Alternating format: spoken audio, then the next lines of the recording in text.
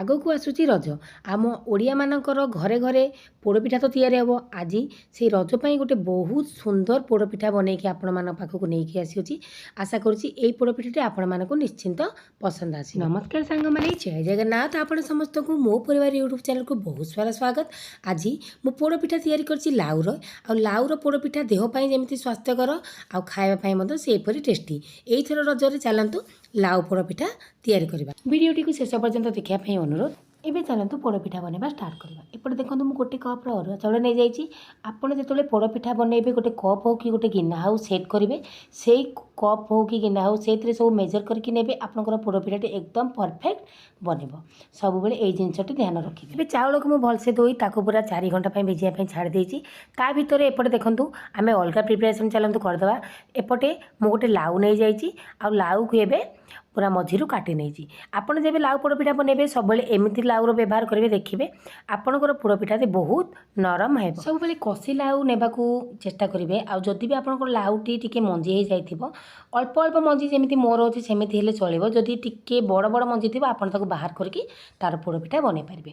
ଏପଟେ ମୁଁ 500 ଗ୍ରାମର ଲାଉ ନେଇଛି। ଆପଣମାନେ ନିଜ ହିସାବରେ ଲାଉ ନେଇପାରିବେ। ଯେତିକି ଚାଉଳ ନେଇଛନ୍ତି ସେଇ ହିସାବରେ ଲାଉ କମ୍ ବେଶୀ କରିପାରିବେ। ଆଉ ଲାଉ ଆପଣ ଅଧିକା ବି ଟିକେ ନେଲେ ବି ଆପଣଙ୍କର ପୋଡ଼ପିଠାଟି ଏକଦମ ବଢ଼ିଆ ବନିବ। ଏପଟେ ଆପଣ ଦେଖିପାରୁଥିବେ ମୁଁ ଲାଉକୁ ଚୋପା ଛଡ଼େଇକି ତାକୁ ଏମିତି ଧୋଇକି ନେଇ ଆସିଛି। ତାପରେ ମୁଁ ଲାଉକୁ ଏମିତି ସବୁ ଛୋଟ ଛୋଟ ଖଣ୍ଡ କରି କାଟି ନେଇଛି। ତାପରେ ସେପଟେ ମୁଁ ଗୋଟେ କୁକର ନେଇକି ଆସିଅଛି। ଏବେ ଲାଉକୁ ଆମେ ସିଝେଇବା। ତ ଦେଖନ୍ତୁ ମୁଁ କୁକରରେ ସବୁ ଲାଉକୁ ଦେଇଦେଇଛି। ସେଥିରେ ହାଫ୍ କପ୍ର ପାଣି ଦେଇ ଏବେ ଲାଉକୁ ସିଝିବା ପାଇଁ ଛାଡ଼ି ଦେଇଛି। ସବୁବେଳେ ମେଜର କରିକି ଆପଣମାନେ ଜିନିଷ ନେବେ, ଦେଖିବେ ଆପଣଙ୍କର ପୋଡ଼ପିଠାଟି ଏକଦମ ପରଫେକ୍ଟ ବନିବ। ଏପଟେ ମୋର ଲାଉ ମଧ୍ୟ ସିଝି ଯାଇଛି, ତାକୁ ମୁଁ ସାଇଡ଼୍ କରି ରଖିଦେଇଛି। ଚାଉଳ ମଧ୍ୟ ମୋର ପୁରା ବତୁରି ଗଲାଣି।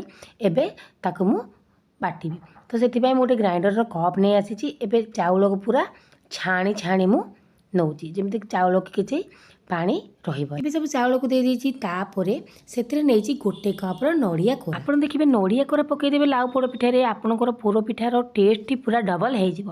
ତାପରେ ସେଥିରେ ମୁଁ ଦେଇଛି ହାଫ୍ କପ୍ର ପାଣି। ତ ହାଫ୍ କପ୍ର ପାଣି ପୁରା ୟୁଜ୍ କରିନି, ଅଧା ପାଣି ଦେଇଛି।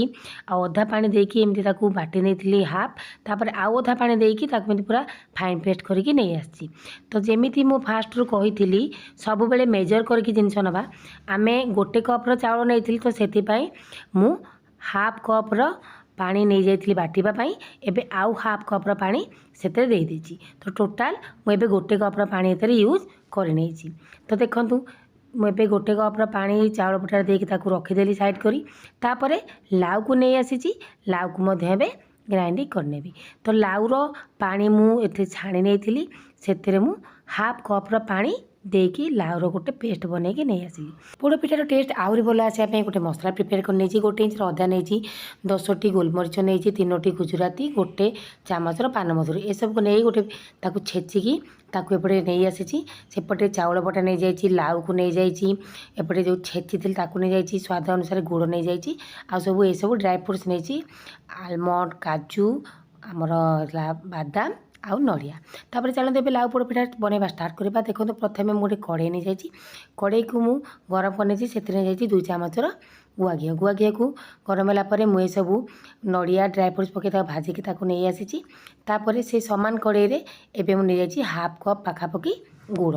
ଆଉ ଗୁଡ଼ ନିଜ ହିସାବରେ ସବୁବେଳେ ନେବେ। ମୁଁ ଗୋଟେ କପ୍ର ଯେହେତୁ ଚାଉଳ ନେଇଥିଲି, ଆଉ ଏଇ ଗୁଡ଼ଟି ଏମିତି ବହୁତ ମିଠା ଲାଗେ, ସେଥିପାଇଁ ମୁଁ ହାଫ୍ କପ୍ଠୁ ଟିକେ ଅଧିକା ଗୁଡ଼ ବ୍ୟବହାର କରିଛି। ଗୁଡ଼ ମେଲ୍ଟ ହେବା ପାଇଁ ମୁଁ 3ରୁ 4 ଚାମଚ ପାଣି ୟୁଜ୍ କରିଛି। ଏବେ ଗୁଡ଼କୁ ଭଲସେ ମେଲ୍ଟ କରିଛି। ଆଉ ଗୁଡ଼ରେ ବିଲକୁଲ ବି ବେଶୀ ପାଣି ଦେବାନି, ସେ ମେଲ୍ଟ ହେବା ପର୍ଯ୍ୟନ୍ତ ପାଣି ଦେବା। ଯଦି ଆପଣ ପାଣିଆ ଗୁଡ଼ ନେଉଛନ୍ତି ତ ପାଣି ଦେବା ବିଲକୁଲ ବି ଆବଶ୍ୟକ ନାହିଁ। ଏବେ ଗୁଡ଼କୁ ଭଲସେ ମେଲ୍ଟ କରିଦେଲି। ଆଉ ତାପରେ ଯେଉଁ ଲାଉକୁ ବାଟିକି ରଖିଥିଲି ତାକୁ ତା ଭିତରେ ପକାଇ ଏଠି ଗୁଡ଼କୁ ପାଗ କରିବା କିଛି ଆବଶ୍ୟକ ନାହିଁ, ବାସ୍ ଗୁଡ଼କୁ ମେଲ୍ଟ କରିଦେବେ, ସେତିକି ହିଁ ଦରକାର। ଏବେ ଦେଖନ୍ତୁ ମୁଁ ଲାଉକୁ ପକାଇ ସାରିଲା ପରେ ଏବେ ମୁଁ ଭଲସେ ପୁରା ଲାଉକୁ ତା ଭିତରେ ଭଲସେ ଏମିତି ମିଶାଉଛି। ଆଉ ଲାଉକୁ ଆପଣ ଭଲସେ ପୁରା ଗୁଡ଼ ସହିତ ଏମିତି ମିକ୍ସ କରିନେବେ। ଏବେ ଆମର ପୋଡ଼ପିଠାଟି ଆହୁରି ବହୁତ ବଢ଼ିଆ ବାସ୍ନା ଆସିବା ପାଇଁ ସେଥିରେ ମୁଁ ଗୋଟେ ତେଜପତ୍ରକୁ ଏମିତି ଚିରିକି ନେଇଯାଇଛି। ଆଉ ତେଜପତ୍ରକୁ ତା ଭିତରେ ପକାଇ ଦେଇଛି। ଯେହେତୁ ଆମେ ପୋଡ଼ପିଠା ମାନେ ମିଠା ଜିନିଷ ବି କରୁଛେ ତ ଲୁଣ ନିହାତି ଆବଶ୍ୟକ। ତ ମୁଁ ହାଫ୍ ଚାମଚର ଲୁଣ ନେଇଛି। ଆଉ ଯେଉଁ ମସଲାଟି ମୁଁ ଛେଚିକି ନେଇଥିଲି ତାକୁ ମଧ୍ୟ ତା ଭିତରେ ଦେଇଛି। ଯେବେ ବି କିଛି ମିଠା ଜିନିଷ ଆପଣ ତିଆରି କରିବେ ସବୁବେଳେ ଲୁଣକୁ ସ୍କିପ୍ କରିବେନି, ଲୁଣ ହିଁ ମିଠାକୁ ବାଲାନ୍ସ କରିଥାଏ।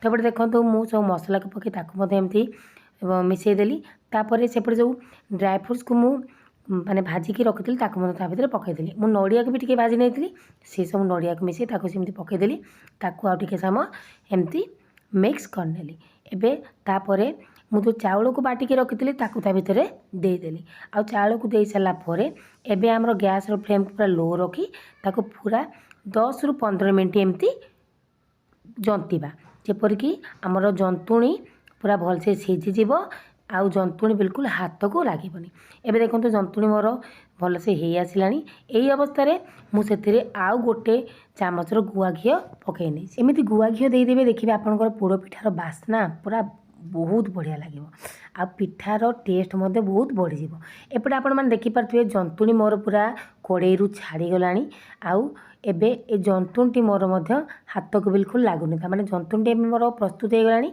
एबे ताकू किछि समय मु ठंडा होगा छाड़देली एबे गोटे प्रेसर कुकर नहीं आसी से आउ 2 चामचर गुआ घी नहीं जाए आपण मैंने चाहिए या पर कदली पत्र दे पारिबे नले बटर पेपर दे पारिबे किंतु मु किछि न देई सेमिति ताकू करूची तापर जो जंतुणी की मु रखी ताकू एमती अल्प अल्प आनी करी मु प्रेसर कुकर सब दे दउची ताकू एमती पूरा दबेई दबेई दबेई दबेई देबे जेमिति कि आमर जंतुणी पूरा चारिपटू पूरा सामान रही आपण मानक देखौछि एमती आपण पानी हाथ हो जिवे ताकू एमती चारिपटू को दबेई दबेई देबे जेमिति कि आमर पोड़ पिठाटी गोटे प्रॉपर शेप को पळे आसीबो एबे आमर जंतुणटी जेहेतु हल्का गरम अछि तो एमती ताकू पानी हाथ दे आपण सेट करदेबे देखिए आपणकर केते सहजरे आपणकर पोड़ पिठाटी पूरा सेट हो जिवो बस देखंतु मोमती पानी हाथ दे ताकू पूरा भलसे चारिपटू केमती सेट करी नेली आउ एई पोड़ पिठाटी एई रजरे निश्चिंत निज घरे थरे ट्राए करंतु एबे ता ऊपर आउ टिके गुआ घी मु लगे देइची